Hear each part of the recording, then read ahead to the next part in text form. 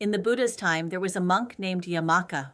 One day, he developed a very serious misunderstanding. He believed that when an Arhat dies, nothing remains, that everything completely disappears.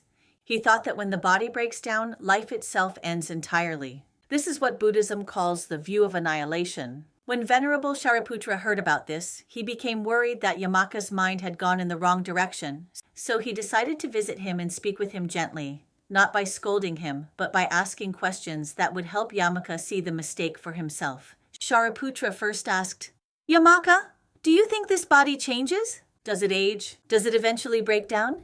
Yamaka replied, "Yes, the body is impermanent." Shariputra nodded and asked again, "And what about our feelings, emotions, and thoughts? Do they also change?"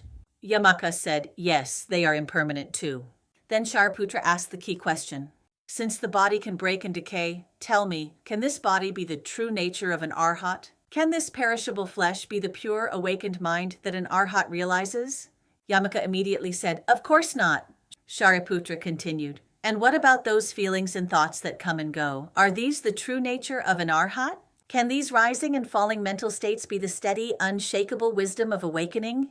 Yamaka answered, "No, they cannot." Shariputra then said gently, "You see, you've already explained the truth yourself. The body is not the Arhat's true nature. Thoughts and emotions are not the Arhat's true nature either. Since the body decays, it cannot represent the Arhat's attainment. And since thoughts keep rising and falling, they cannot represent the pure and unmoving mind of awakening. So when the Arhat's body dies, how can you say that the Arhat is completely gone?" He continued, "What an Arhat realizes is a state of awakening, a mind that is clear, steady, and no longer driven around by afflictions.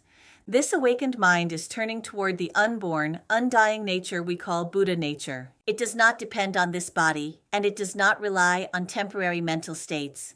When Yamaka heard this, it was as if a light switched on inside him. He suddenly saw the mistake he had been making. He had treated the impermanent body as if it were the whole of life. He assumed that once the body was gone, everything must end.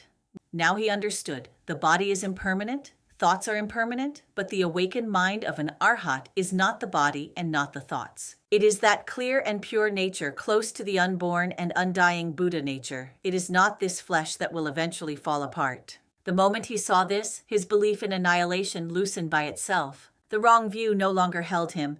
His mind became clear and right understanding arose within him.